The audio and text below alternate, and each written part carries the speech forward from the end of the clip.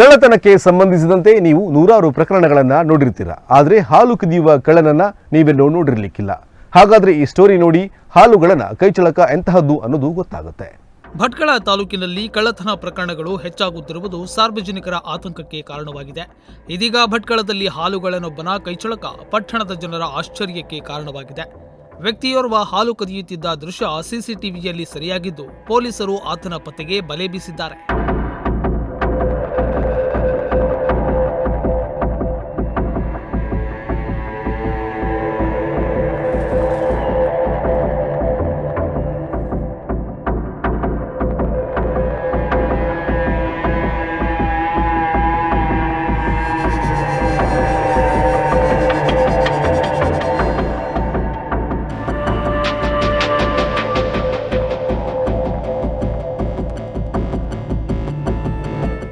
ಭಟ್ಕಳ ಪಟ್ಟಣದಲ್ಲಿ ಹಾಂಗ್ಯೂ ಸಂಸ್ಥೆಯ ಸಾವಿರಾರು ಲೀಟರ್ ಹಾಲು ಸರಬರಾಜು ಆಗುತ್ತಿದ್ದು, ಅದರಲ್ಲಿ ಅರ್ಧದಷ್ಟು ಹಾಲನ್ನ ರಂಗನಕಟ್ಟೆಯ ಬಳಿಯಲ್ಲಿ ಇಳಿಸುತ್ತಿದ್ದರು.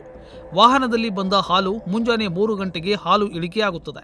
ಆದರೆ ಪ್ರತಿದಿನ ಹಾಲು ಕಳ್ಳತನವಾಗುತ್ತಿರುವುದು ಹಾಲು ಸರಬರಾಜು ಮಾಡುವವರ ಗಮನಕ್ಕೆ ಬಂದಿತ್ತು. ಹೀಗಾಗಿ ಕಳ್ಳತನ ಮಾಡುವ ವ್ಯಕ್ತಿಯ ಪತ್ತೆಗಾಗಿ ಸಿಸಿಟಿವಿ ಇದ್ದ ಕಡೆಯಲ್ಲಿ ಹಾಲನ್ನ ಇಳಿಸಿದ್ದಾರೆ.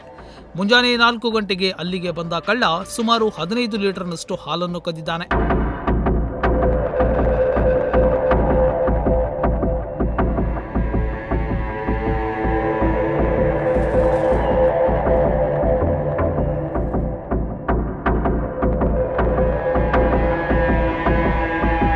ಬಳಿಕ ಅಲ್ಲೇ ಇರುವ ಸಿಸಿಟಿವಿ ನೋಡಿ ಅದನ್ನು ಒಡೆದು ಹಾಕಿದ್ದಾನೆ.